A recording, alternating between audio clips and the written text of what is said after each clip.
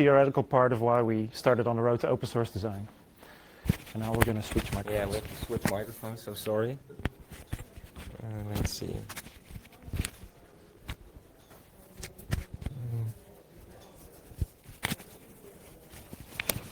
Yeah, sorry, that took some work.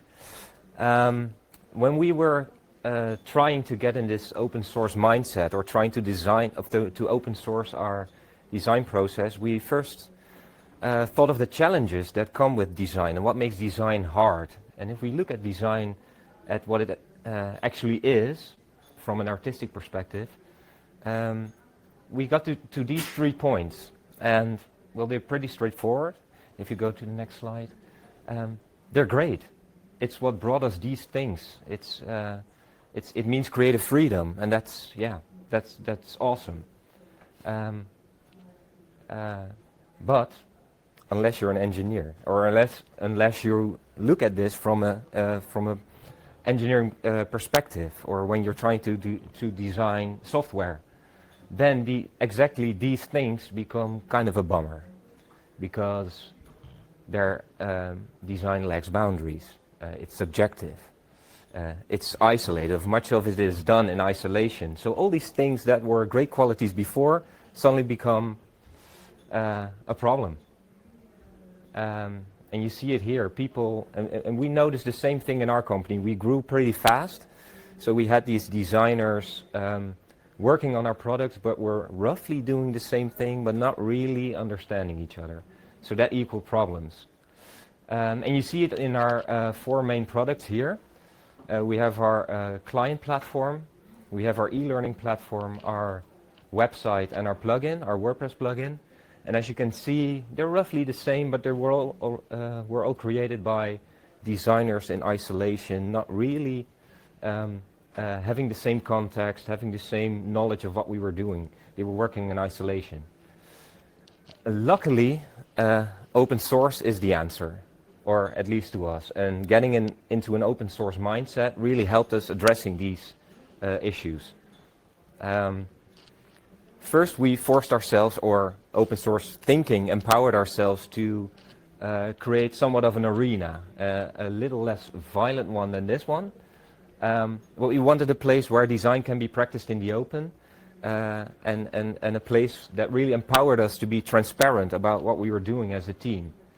So this is a very important pillar for us. And the second one is we wanted to create a playing field. So we wanted to create a playing field, and which was something of a system with clear rules, clear boundaries, which taught everyone on the team to do the same things. So they started to speak the same language. And that empowered us to create work that was transferable. So you got the design from one designer, and the other designer automatically understood what he was doing and how he could contribute to it. So these 2 pillars, their transparency and transferability, are vital ingredients in this journey to open source for us. But the main takeaway here is that this really starts inside your company walls. Sorry, you have to switch again. Last time. Go.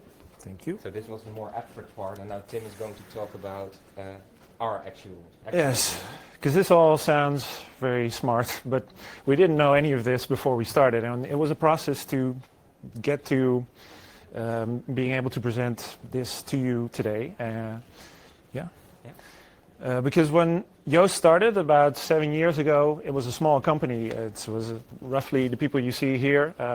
This looks a little more elegant than it was. It was a little startup in an office somewhere. Everyone was in the same room. And that meant that the lines were short. Everyone could, if they needed to discuss a problem, they could just turn this way, discuss it with the founder, or with the designer, or with the marketer, or whoever was there. So that was very easy to have everybody on the same page. But as we started growing, this became more of a problem. Because when you have one designer, that one designer has all the context for all the designs that are being made. Even if there are other people that have to offer input, that's the one that's doing the design. So everything by that nature should be pretty consistent. When we were 2 designers, it was still pretty consistent. It was lucky that they were married, so that helped. Yeah. Yeah, sorry. But when we got 3 designers and over, it started to become a bit of a problem. We had different generations, people coming from different work fields. So then we started to see the design differences that were in the screenshots before. People had different influences, different preferences. Yeah. And even if we were still in the same room at that time, each individual designer had assignments that maybe targeted another part of the company. So I could be working with marketing, Erwin could be working with someone else in the company, and we wouldn't really know what the other was doing. We sort of had a shared sort of understanding of what we were trying to do with the designs, but there wasn't a really clear guideline on how it should look and what it absolutely shouldn't look like. Yeah. So we had this problem. We have very great designers, they're making great work, but how do we really make a team out of them? Yeah. And our answer to that was to create the design meeting, which Luc spoke about, an arena in which we could discuss design tools, discuss everything that we were working on, and sort of get closer together, get more on the same page about what we were doing. And in the beginning, it was just us sitting on a couch, looking at designs, talking it over. It was already very helpful. You know, when we were designing, sometimes we just get into our own space and keep going. So this was good to sort of break it open a little bit, and we had our team lead there to discuss things. But the design meeting, once it sort of started to take off, it got interesting for other people in the company. Because design is, of course, a very interesting field. It's very visual, so people can just walk in and look at some cool stuff.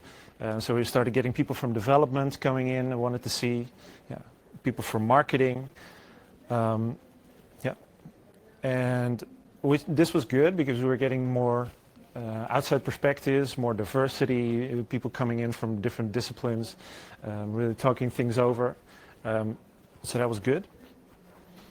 And at that point, we started getting close to a design system. So we started to codify what are the things we're designing and what should they look like, what shouldn't they look like, which elements are we using, what should be the structure of a page or of a plugin. But we had one big problem, which I'll get to after we're talking about this part. The design system is kind of based on material in the beginning because we didn't really know where to start. So we took something that we saw a lot, material design.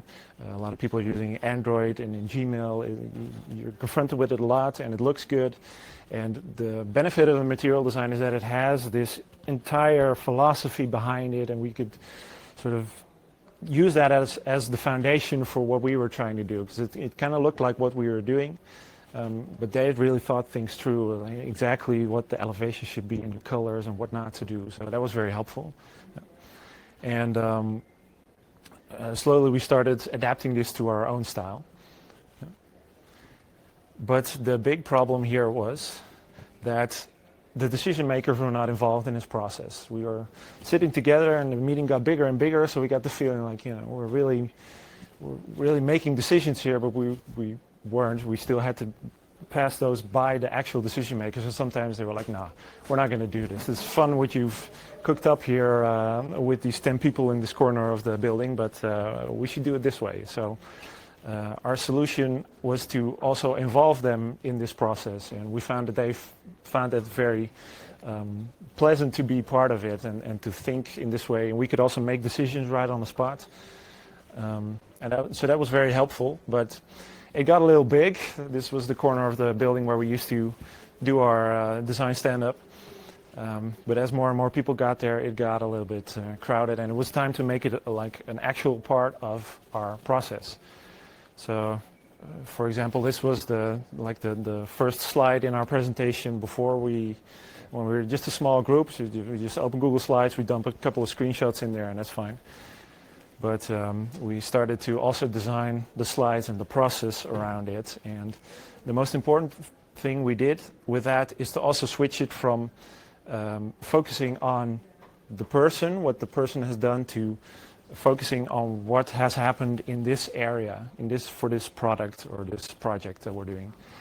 Because it kind of turned into a stand-up at some point, and people were sort of, you could see if someone had done a lot or if they hadn't done something that week. It sort of kind of got a little personal, and that was not good. We wanted to have an open arena where we could all come at it from the same playing field. Yeah. And so by making it focused on the subjects, we could all stand back and take a look at it and comment freely on the things we were doing. And so that's worked out very well for us.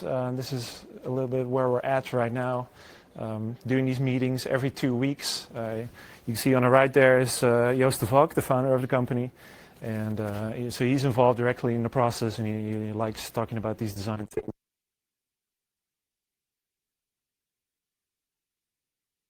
Much faster and much more consistently. Yeah. And so now we're finally getting towards a design language. When we all speak the same language and we understand why we're trying to design these things.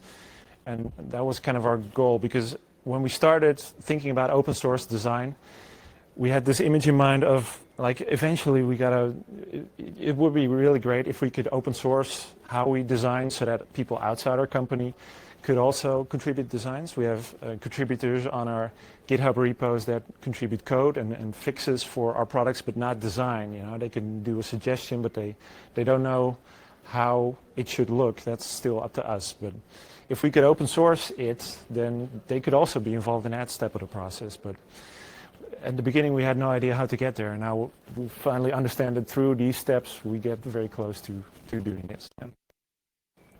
So the next step for us would be to make the design system easily editable for people that are not designers.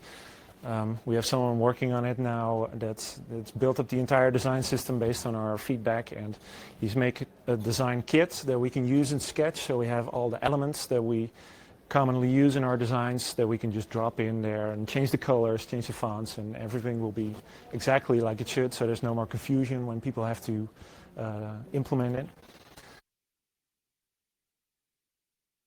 Also make sure to document the changes, because we want to know where we came from, why we make these choices, what the philosophy is behind the colors we use or the types of buttons. And so we're looking to document that more clearly. And then eventually, like I said, we want to make it available to people outside our team and outside our company. So if marketing has a nice idea for something on a page, they can look at the design system and say, I want to use these components, and it will immediately look good. And what will be even better, we're still trying to figure that out, is if we can actually connect it to the React components we use in our products, so that the design actually is also reflected in what we actually build and what the developers use to build the product. And then eventually we hope to reach the open source design for our company. Yep. Thanks for listening.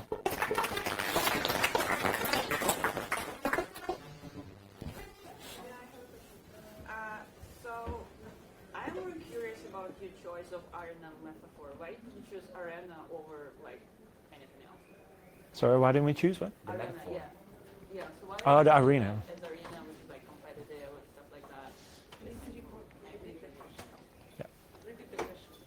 So your question is why did we choose such a sort of violent imagery for the thing we? Itself, Yeah. Why do you call it arena? Yeah, that's a good question. I guess Yeah. it's just that's what it feels like. Yeah. I have to say that you have thought of it better than we did. You've thought it more through. No, it's actually it's for me, an arena is something where things are discussed. So where people can be invited to join and to discuss things. And no, we didn't have that violent imagery of the concept or than you. Yeah. You so could say we actually, with the playing field, what I was trying to say is that it is actually fun to contribute to a playing field where and usually when you look at design and you say, well, design needs to have rules, have boundaries, you tend to say, well, that's boring. It's an impact on my creative freedom, and it takes a lot away from design. But I think that it can be fun to such a playing field, add to it, contribute to it. I think that is where the creativity lies. So I think the imagery for the playing field was a lot more positive. No, but I didn't have any negative innotation with the arena. So I hope that answers your question. Yeah? Did you notice sort of, this is a very vague way to put it, but like changes in the culture of how you work together once you introduced this? Not just changes in the quality of what you were able to, the consistency that you were able to produce.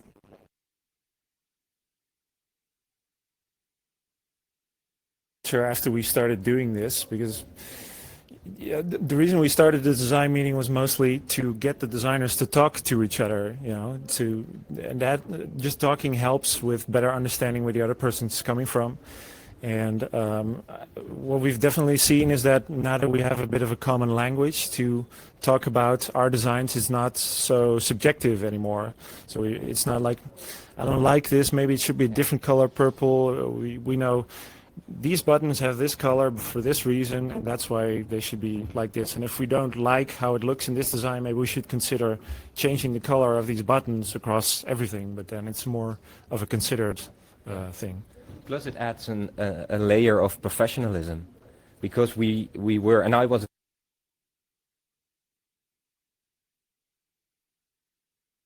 things together, it was very personal, but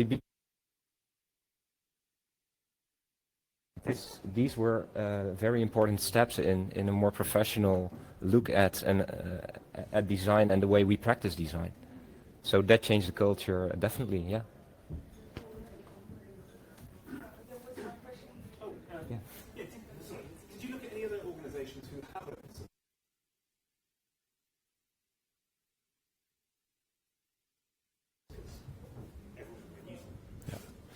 Yeah, definitely. Like I said, material was a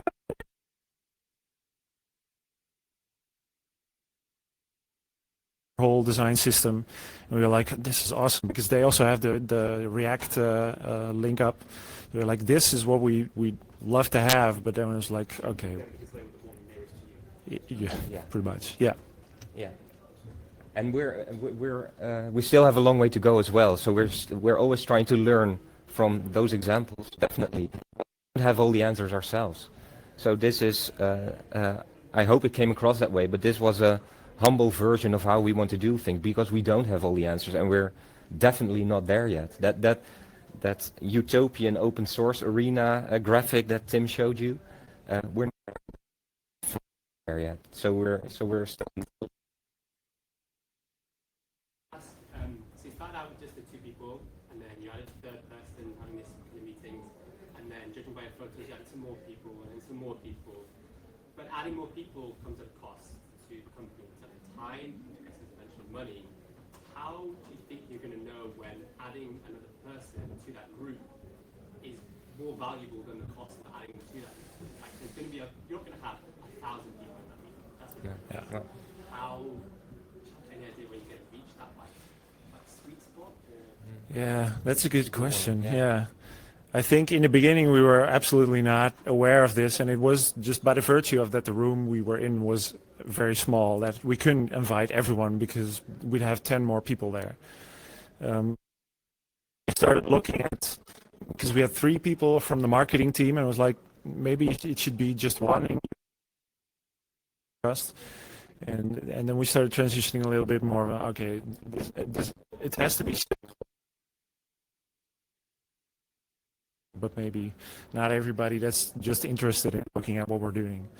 So that definitely helped. But and there is a distinction between adding value to the process and just wanting to update the company on what you're doing. So that is openness as well.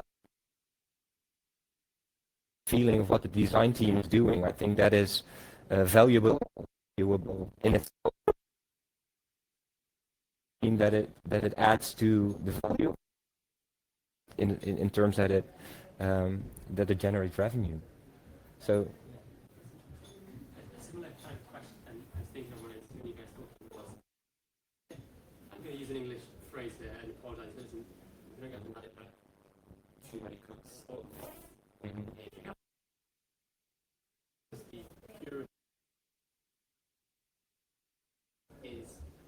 compromise in a certain sense. I'm not a designer. I've gone through the process by adding more and more people. So how does that work? I don't know. Like, I don't know. I think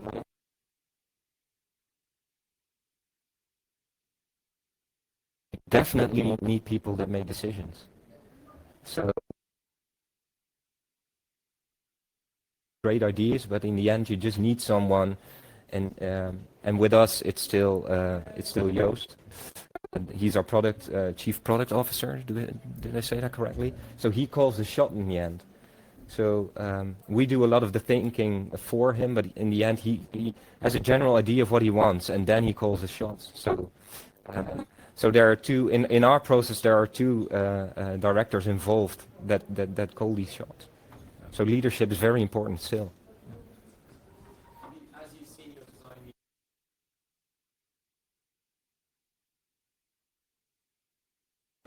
to become aligned within the design department, and then you have this more external showcase, more like a show and tell, or is it all the creative process is actually still in that meeting where you like come to align? Yeah, it used to be that the design meeting was the place,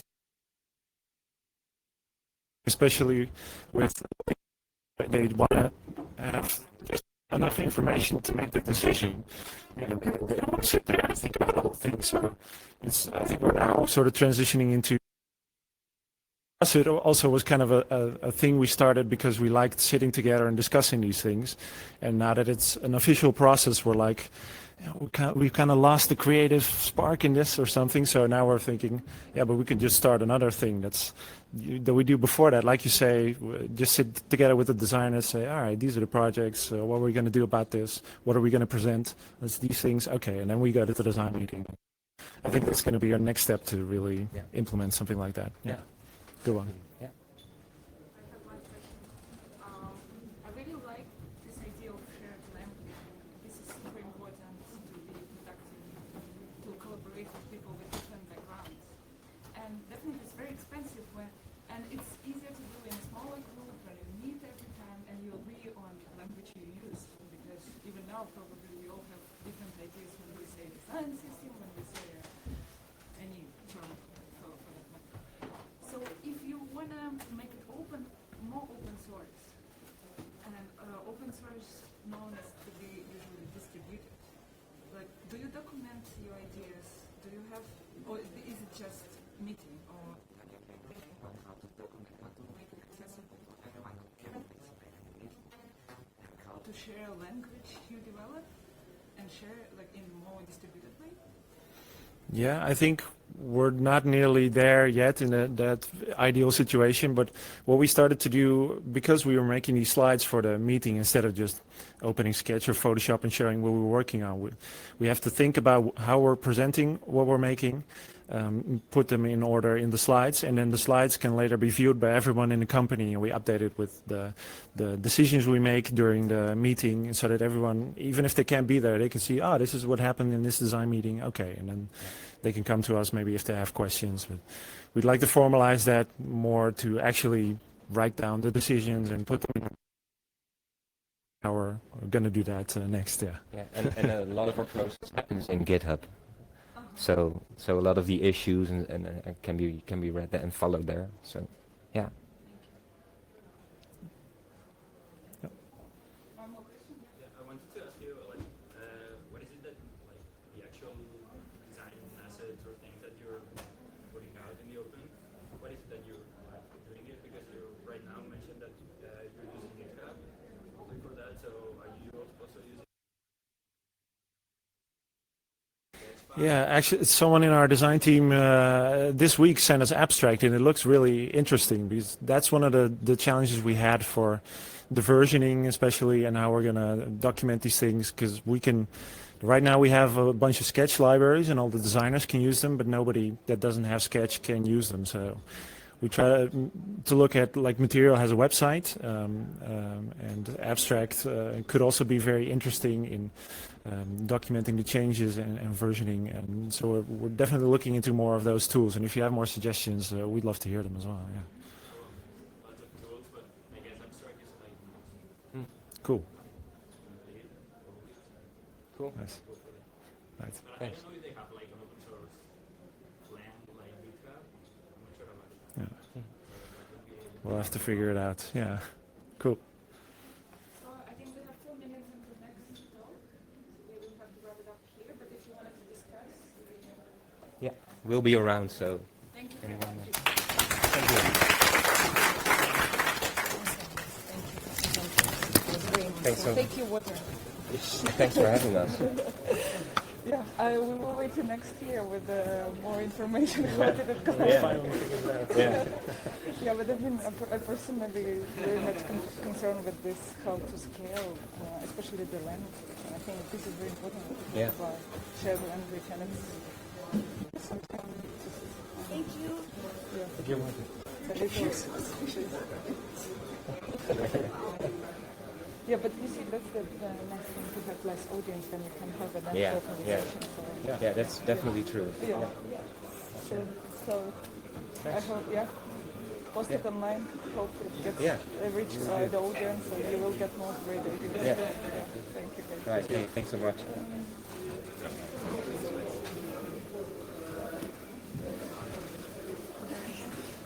Who's our next speaker? Are you our next speaker? Yeah. Okay.